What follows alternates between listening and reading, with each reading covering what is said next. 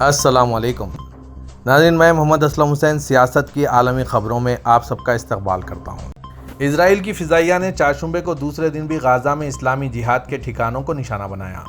فلسطینی وزارت صحت نے بتایا کہ خان یونس کے مشرق میں ایک فضائی حملے میں کم از کم ایک فلسطینی ہلاک اور متعدد زخمی ہوئے ہیں۔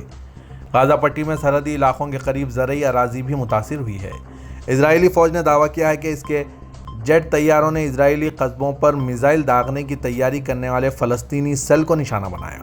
36 گھنٹے قبل اسرائیل کی جانب سے اسلامی جہاد کے 3 رہنماؤں کے قتل کے بعد فلسطینی عسکریت پسندوں نے اسرائیلی قصبوں پر ڈزنوں راکٹ داغے۔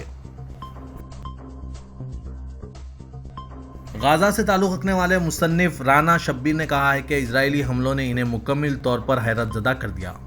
شبیر نے الجزیرہ کو بتایا کہ سب لوگ سو رہے تھے، ہم اچانک بڑے دھماکے کی آواز سے اٹھ گئے۔ انہوں نے کہا کہ یہ حملہ اسلامی جہاد کے کارندوں کے خلاف نہیں تھا، یہ فلسطینی عوام کے خلاف تھا، کیونکہ غزہ بلندی پر مشتمل ہے جو ایک دوسرے کے ساتھ جڑے ہوئے ہیں، اس لیے عمارت کے درمیان شاید ہی کوئی جگہ ہو۔ شبیر نے مزید کہا کہ ناکہ بندی کے نیچے زندگی گزارنا کہانی کا ایک حصہ ہے، یہ وہ چیز ہے جسے ہم گزشتہ 17 سالوں سے برداشت کرنے پر مجبور ہیں۔ کسی بھی وقت تحفظ کا کوئی احساس نہیں ہے۔ ان حملوں کی غیر متوقع صلاحیت اور یہ کہ وہ صرف اپنے گھروں میں سوتے ہوئے معصوم شہریوں پر حملہ کر سکتے ہیں، ایسی چیز نہیں ہے جو یہاں کے لوگوں کی زندگی کو مستحکم یا خوشگوار بناتی ہے۔ غزہ کے رہائشی کا کہنا ہے کہ کسی بھی وقت تحفظ کا کوئی احساس نہیں ہے۔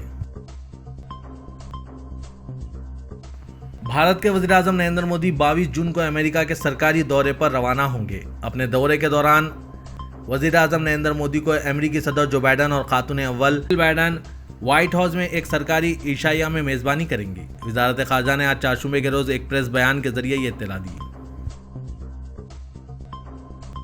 شاہ سلمان بن عبدالعزیز نے امیر قطر شیخ تمیم بن حمد ال ثانی کے نام مکتوب ارسال کیا ہے، جس میں انہیں 19 مئی کو سعودی عرب میں عرب سربراہ کانفرنس میں شرکت کی دعوت دی گئی ہے۔ سرکاری خبر رساں ادارے ایس پی اے کے مطابق قطر میں متعین سعودی سفیر شہزادہ منصور بن خالد بن فرحان نے آج چہارشنبے کے روز ایوان امیری میں ملاقات کر کے امیر قطر کو شاہی مکتوب حوالے کیا۔ اس موقع پر شہزادہ منصور نے شاہ سلمان بن عبدالعزیز اور ولی عہد وزیر اعظم شہزادہ محمد بن سلمان کی جانب سے امیر قطر کو خیر سگالی کا پیغام بھی دیا۔ امیر قطر نے شاہ سلمان اور ولی عہد کے نام خیر سگالی کا جوابی پیغام سعودی سفیر کے حوالے کیا۔ سعودی سفیر اور امیر قطر نے سعودی عرب اور قطر کے برادرانہ تعلقات اور انہیں جدید خطوط پر استوار کر کے مزید مضبوط بنانے کے طریقوں کا جائزہ لیا۔ سعودی فرمانروا شاہ سلمان بن عبدالعزیز نے شام کے صدر بشار الاسد کو 19 مئی کو سعودی عرب میں ہونے والے عرب لیگ کے سربراہی اجلاس میں شرکت کی دعوت دی ہے۔ عرب لیگ کے سربراہی اجلاس میں شرکت کا دعوت نامہ سعودی عرب کے اردن میں سفیر نائف بن بندر الصدیری نے دمشق میں بشار الاسد سے ملاقات کر کے ان کے حوالے کیا۔ الصدیری نے سعودی فرمانروا شاہ سلمان بن عبدالعزیز اور ولی عہد شہزادہ محمد بن سلمان کی جانب سے شام اور اس کے عوام کی سیکورٹی اور ملک کے استحکام کے لیے نیک خواہشات پہنچائے۔ سعودی وزارت تجارت نے کہا ہے کہ سال رواں کی پہلی سہ ماہی کے دوران مملکت میں آن لائن کاروبار میں سالانہ کی بنیاد پر 32% سے زیادہ کا اضافہ ہوا ہے۔ سرکاری خبر رساں ادارے ایس پی اے کے مطابق وزارت تجارت نے بیان میں کہا ہے کہ 2023 کی پہلی سہ ماہی میں 4093 سجل تجارتی یعنی لائسنس جاری ہوئے، جبکہ گزشتہ سال اس عرصے کے دوران ان کی تعداد 3499 تھی۔ متحدہ عرب امارات نے اس ہفتے اپنے روایتی ثقافتی ورثے پر توجہ مرکوز کرنے والے ایک نئی نمائش کا آغاز کیا، جو کہ جنوا سوئٹزرلینڈ میں اقوام متحدہ کے دفتر کے پیلیس دی نیشنز میں ہے۔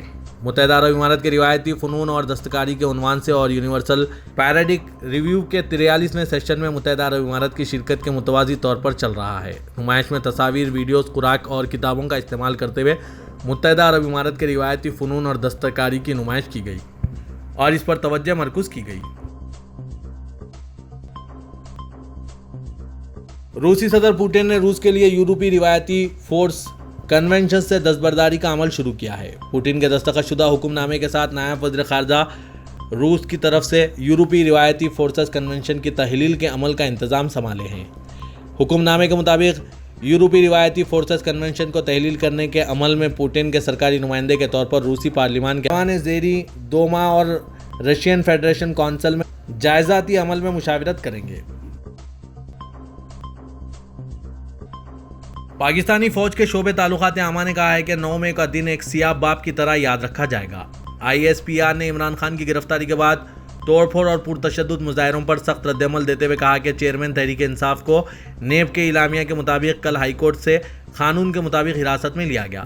ISPR کی جانب سے جاری بیان میں کہا گیا کہ اس گرفتاری کے فوراً بعد ایک منظم طریقے سے آرمی کی املاک اور تنصیبات پر حملے کرائے گئے اور فوج مخالف نعرے بازی کروائی گئی۔